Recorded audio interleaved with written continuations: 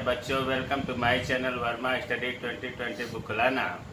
मैं UP board के छात्र छात्राओं के लिए क्लास 12th का इकोनॉमिक्स हिंदी माध्यम से मैं फुल कोर्स कराऊंगा। यदि आप फुल कोर्स करना चाहते हैं तो मेरे चैनल को सब्सक्राइब कीजिए और बेल आइकन को प्रेस करना न भूलें, ताकि जो भी वीडियो मैं अपलोड करूं उसका नोटिफिकेशन आपको सबसे पहले मिल सके। प्यारे बच्चों, व्यष्टि अर्थशास्त्र यानी माइक्रो इकोनॉमिक्स में चैप्टर 4 चल रहा है, पूर्ण प्रतिस्पर्धा की स्थिति में फर्म का सिद्धांत। इसमें हम लोग सप्लाई पूर्ति के बारे में कल पढ़े थे कि पूर्ति क्या है, पूर्ति का नियम क्या है, व्यक्तिगत पूर्ति को प्रभावित करने वाले कारक कौन कौन से हैं। आज हम लोग पढ़ेंगे बाजार पूर्ति को निर्धारित करने वाले तत्व या बाजार पूर्ति को प्रभावित करने वाले कारक। प्यारे बच्चों, कल हमने बताया भी था कि अगर केवल पूर्ति को निर्धारित करने वाले तत्व आता है एग्जाम में तो इसका मतलब व्यक्तिगत पूर्ति की बात होती है, और अगर बाजार शब्द आता है तो फिर ये आज बाजार पूर्ति में व्यक्तिगत पूर्ति के जितने भी पॉइंट लिखवाए गए थे वो सब इसमें इंक्लूड होगा। तो पहला है उत्पादकों की संख्या। उत्पादक क्वेश्चन नंबर 17 जो एनसीईआरटी की बुक है उसमें क्वेश्चन नंबर 17 में यही प्रश्न पूछा गया है कि यदि उत्पादकों की संख्या बढ़ जाए तो फर्म पर क्या प्रभाव पड़ेगा। तो उत्पादकों की संख्या में बाजार में उत्पादकों की संख्या बढ़ती है तो बाजार पूर्ति बढ़ती है। स्वाभाविक है कि मार्केट में अगर ढेर सारे विक्रेता आ जाएं तो क्या होगा, सप्लाई बढ़ जाएगी, और सप्लाई जब बढ़ती है तो क्या होता है, पूर्ति वक्र जो है दाईं ओर खिसकता है।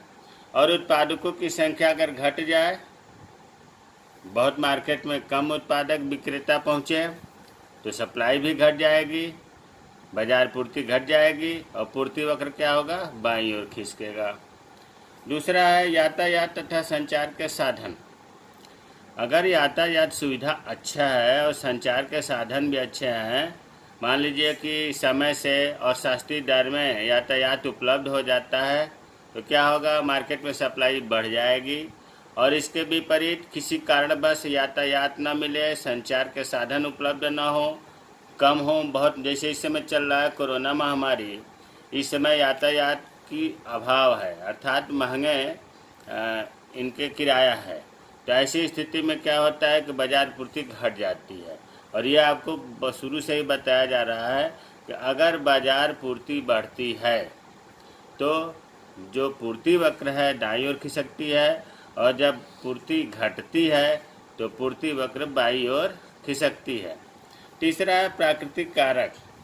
प्राकृतिक कारक, अगर प्राकृतिक, मान लीजिए कि आप मार्केट में जाने के लिए, मंडी में जाने के लिए तैयार हुए और वर्षा होने लगी, मौसम खराब हो गया, तो ऐसी स्थिति में क्या होगा, बाजार पूर्ति घट जाएगी, और बाजार पूर्ति घटेगी तो जो पूर्ति वक्र है वो बाईं ओर खिसकेगा। और अगर मौसम अनुकूल है तो बाजार पूर्ति बढ़ जाएगी, और बाजार पूर्ति बढ़ने के साथ ही पूर्ति वक्र दाईं ओर खिसकती है। चौथा, भविष्य की कीमत में परिवर्तन। कभी कभी ऐसा होता है कि लोगों को भविष्य में कीमत लगता है कि घटने का अनुमान है, तो क्या होगा, अधिक से अधिक व्यापारी या विक्रेता चाहेंगे कि हम अपने स्टॉक जो है उसे पूर्ति करके बेच दूं, क्योंकि भविष्य में कीमत घटने वाली है, तो बाजार पूर्ति बढ़ जाएगी, अर्थात पूर्ति वक्र दाईं ओर खिसकेगी।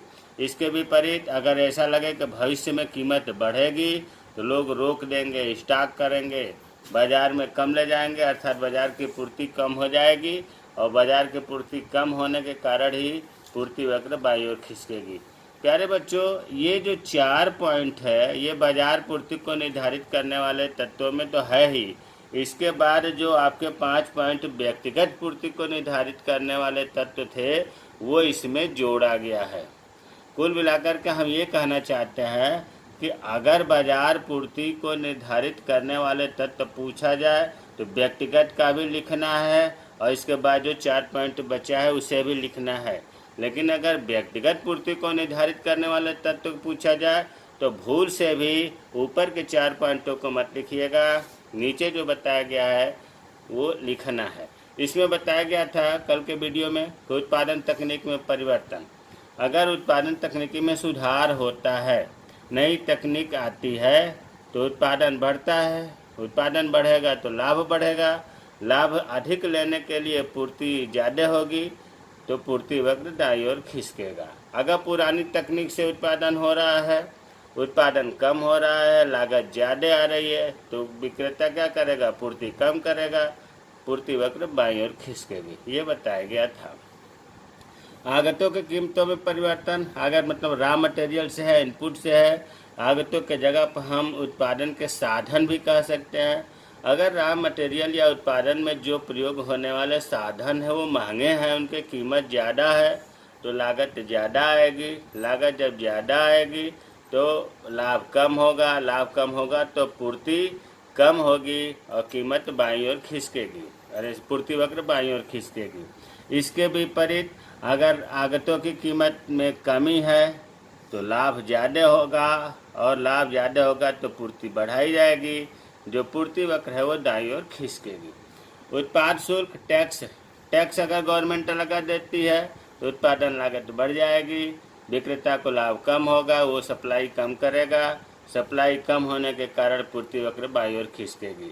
लेकिन अगर गवर्नमेंट सब्सिडी देने लगे, छूट देने लगे तो लागत कम आएगी, लाभ अधिक होगा, लाभ अधिक होने की वजह से पूर्ति बढ़ जाएगी और पूर्ति वक्र दाईं ओर खिसकेगा। स्थानापन्न वस्तु में भी बताया गया था कि स्थानापन्न वस्तु की कीमत में अगर कमी होती है तो पूर्ति वक्र दाईं ओर, स्थानापन्न वस्तु की कीमत में वृद्धि होती है तो पूर्ति वक्र बाईं ओर खिसकती है। उत्पादक का उद्देश्य बदल जाना, अगर उत्पादक का उद्देश्य बदल गया है, लाभ कमाना अधिक है, जिससे अधिक से अधिक बिक्री करेगा, पूर्ति करेगा, तो पूर्ति वक्र दाईं ओर खिसकेगा, और अगर पूर्ति कम करता है तो पूर्ति वक्र बाईं ओर खिसकेगा।